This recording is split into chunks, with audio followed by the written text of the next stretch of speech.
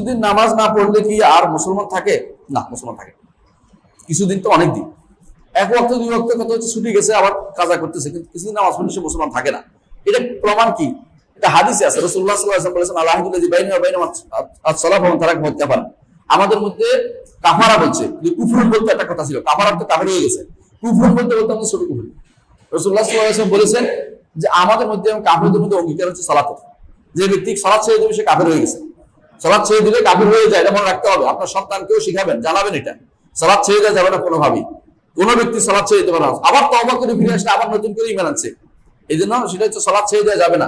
ছুটে গেছে অন্তত কাজা করুন, ছুটে গেছে কাজা করুন। যেই সময় ছুটে গেছে লম্বা সময় কাজা না করে সেগুলো তওবা ইস্তেগফার করুন। যদি জানেন না কোনটা ছুটে গেছে সেগুলো আল্লাহর কাছে ক্ষমা প্রার্থনা করুন, এটা জরুরি। আল্লাহর কাছে ক্ষমা প্রার্থনা করা জরুরি। এই জন্য সালাত ত্যাগ করা যাবে না। আপনার হাদিসে রাসূলুল্লাহ সাল্লাল্লাহু আলাইহি ওয়াসাল্লাম বলেছেন যে ঈমানদার এবং কাফেরের মধ্যে পার্থক্য হচ্ছে সালাতের। এটা আবার বলেছেন, ঈমানদার এবং কাফেরের মধ্যে পার্থক্য হচ্ছে সালাতের। সেটা রাসূলুল্লাহ সাল্লাল্লাহু আলাইহি ওয়াসাল্লাম বলেছেন। সুতরাং সালাত ত্যাগ করা কোনোভাবেই যাবে না। আর সাহাবায়ে কেরাম সালাত ত্যাগকারীকে ঈমানদার মনে করতেন না। এই জন্য শাকিক ইবনে আব্দুল্লাহ অথবা আব্দুল্লাহ ইবনে শাকিক বলতেছেন যে আদরাকতু সালাসিনা মিন আসহাবিন নবী সাল্লাল্লাহু আলাইহি ওয়াসাল্লাম। তিনি একজন তাবেঈ, তিনি বলছেন আমি 30 জন সাহাবী পেয়েছি। কয়জন? 30 জন সাহাবী। কুল্লুহুম কানু ইয়ারাউনা তারকা সালাতে কুফরান। তারা প্রত্যেকেই মনে করত সালাত ত্যাগকারী কাফের। তাহলে বোঝা গেল সালাত ত্যাগকারী ঈমানদার নয়। এখন ব্যক্তির উপর আসবে কিনা? সাবধান, আমরা একটা আম হুকুম দিয়েছি, ব্যাপক হুকুম।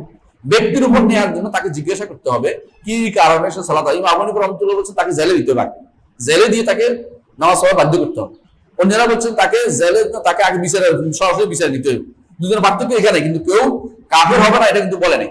মানে তারা বলছে যে বিচারের ক্ষেত্রে তাকে কি একবারে হুকুম দিয়ে দিবে কাফের হিসেবে, নাকি বিচার করে কাফের বলবে, এইটাকে পার্থক্য হচ্ছে। পার্থক্য কেউ কিন্তু মাফ করে দেয় না সালাত ত্যাগকারীকে ঈমানদার কেউ বলে নাই। না, সালাত ত্যাগকারী ঈমানদার কেউ বলে, এটা আমাদের বুঝার ভুল। এবং এটা এই দেশের মানুষের এরজা, একজনের এরজা, মানে আশাবাদী হয়ে থাকা, যেটা না আমল না করে এদের একটা মুরজিয়াদের একটা কাজ। এটা